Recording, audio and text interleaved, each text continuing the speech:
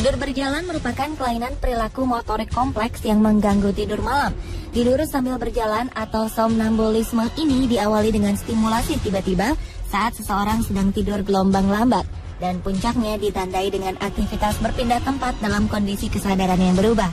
Sayangnya bagi sebagian orang, tidur sambil berjalan menjadi hal yang menakutkan. Seperti contoh-contoh berikut di mana orang-orang ini pernah melakukan berbagai insiden tak diinginkan akibat tidur berjalan. Beberapa bahkan berakhir tragis. Dan inilah 7 fenomena tidur berjalan berakhir tragis versi On The Spot.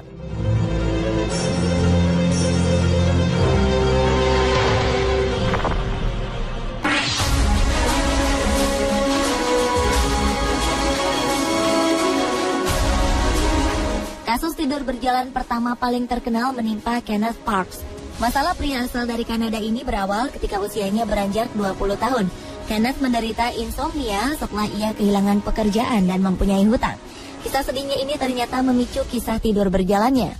Pada 23 Mei 1987, Kenneth Parks tiba-tiba tidur sambil berjalan. Mengherankannya, pria ini bahkan dapat menyetir sejauh 23 km ke rumah mertuanya. Saat itu, Kenneth Parks membunuh ayah mertuanya dan juga melukai ibu mertuanya dalam keadaan tidak sadar. Tragisnya, kisah ini membuat Kenneth merasa sangat bersalah ketika tersadar dan langsung menyerahkan dirinya ke kantor polisi.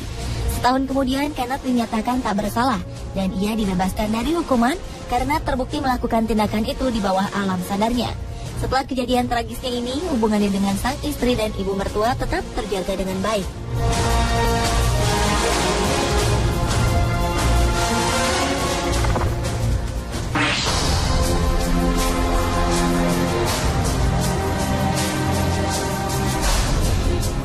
Kasus tidur berjalan selanjutnya datang dari pria bernama Timothy Brugman. Pria ini diketahui tidak pernah mempunyai riwayat tidur berjalan selama hidupnya.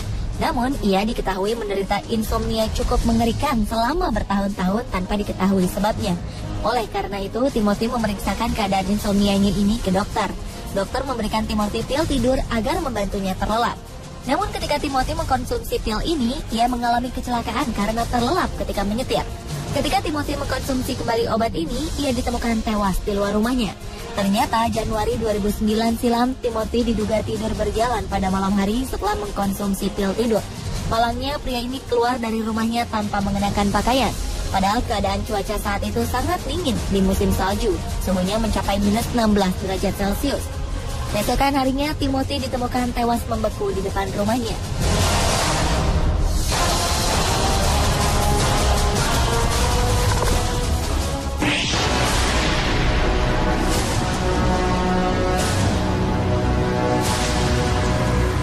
Perempuan asal dari Cheshire, Inggris ini harus merelakan badannya menjadi melar di bawah alam sadarnya. Leslie kisah kerap makan dalam keadaan tidur. Tentu saja hal ini membuat berat badan perempuan berusia 55 tahun ini naik. Pada malam hari, tanpa sadar, Leslie melakukan aksi mengerikan di dapur. Perempuan ini memasak dengan menggunakan oven dan gas sambil tertidur. Tak hanya memasak, tiap malam Leslie juga mengkonsumsi lebih dari 2.500 kalori. Hal ini membuat Leslie Kiesak akhirnya berkonsultasi kepada dokter karena berat badannya naik drastis tanpa ia sadari. Ketika diteliti, ternyata tak hanya bahan makanan saja yang ia konsumsi. Pada saat tidur berjalan, Leslie terkadang memakan sesuatu yang bukan untuk dikonsumsi. Pelembab badan adalah salah satu contohnya. Bahan berbahaya lain seperti cat dan deterjen juga dikonsumsi oleh perempuan ini. Untuk mengatasi masalah ini, Leslie menjalani terapi. Alarm disiapkan untuk membangunkannya jika ia membuka pintu.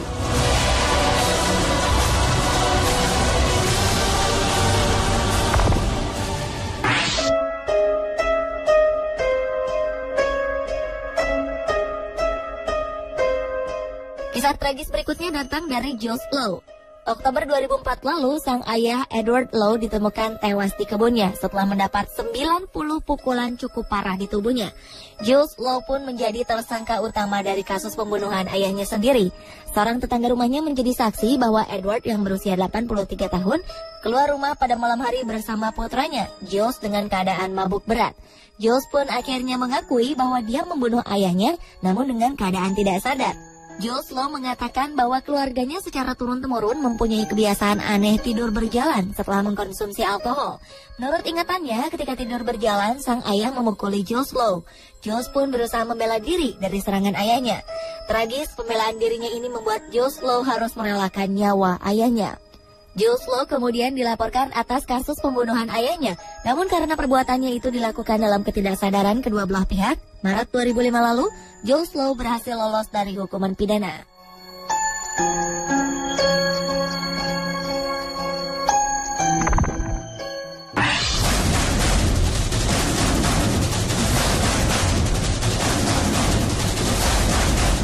Selama bertahun-tahun, James Torrance telah terbiasa dengan kebiasaan anehnya tidur sambil berjalan.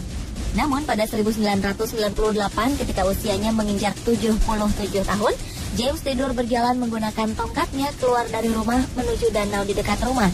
James terkejut ketika ia terbangun lantaran tubuhnya sudah terendam di dalam danau. Tak hanya itu, James juga dikelilingi oleh buaya di dalam danau. James berusaha untuk tetap tenang dan mencoba meminta bantuan dengan cara berteriak meminta pertolongan. Syukurnya, tongkat yang ia bawa pada saat tidur berjalan ternyata bermanfaat untuk menjaganya dari terkaman buaya-buaya di sekitarnya. Tak lama kemudian, salah satu tetangga James menyadari teriakannya dan segera menghubungi polisi setempat. Polisi pun segera datang untuk menyelamatkan James dan mengusir buaya-buaya itu dengan lampu senter. James pun selamat dan hanya mengalami beberapa luka kecil pada saat ia memasuki danau.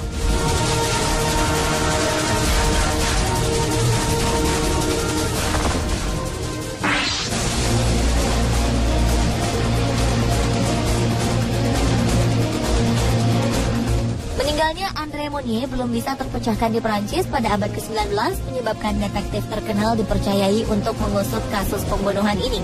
Detektif Robert Ledru diminta datang untuk memecahkan kasus ini. Namun setelah melakukan penelitian, alangkah terkejutnya sang detektif ketika ia menyadari bahwa pelaku pembunuhan telah menembakkan peluru ke jari kakinya. Dan betapa khawatirnya sang detektif ketika mengetahui karena ketika ia terbangun dari tidurnya, ia menemukan jari kakinya terluka dan isi peluru pada senjatanya berkurang. Mengetahui dan bukti fakta dari kasus ini, akhirnya ia menyerahkan diri kepada polisi. Namun, karena polisi mengetahui kasus pembunuhan ini terjadi di bawah alam sadar sang detektif, Ledru pun tidak ditahan. Ia hanya diasingkan keluar kota. Detektif Ledru pindah bersama penjaga dan perawat, karena masyarakat menganggapnya tak aman jika ia terus berada di dalam kota.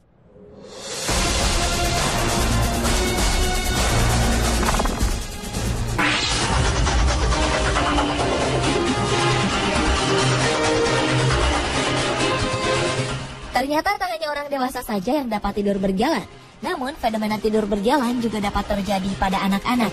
Diketahui persentase dari kebiasaan tidur berjalan pada anak-anak bahkan lebih tinggi dari orang dewasa. 17% dari anak kecil berumur 4-8 tahun dinyatakan pernah mengalami tidur berjalan walaupun hanya sekali. Kejadian ini terjadi pada bocah laki-laki bernama Stuart Miller. September 1993, bocah berumur 8 tahun ini mengalami tidur berjalan. Ia bangun dari tempat tidurnya menuju jendela untuk keluar dari jendela tersebut. Naas, bocah ini terjatuh dari rumahnya yang terletak di lantai 4. Tak lama setelah kejadian ini, nyawanya berhasil diselamatkan. Sayangnya, kejadian ini membuat Stuart menjadi lumpuh dan harus duduk di kursi roda. Ketika mendengar kejadian ini, pihak pengadilan segera memerintahkan apartemen tempat Stuart tinggal mengganti jendela rumah mereka dan memberikan Stuart uang ganti rugi sebesar 2 juta dolar Amerika atau senilai 23 miliar rupiah.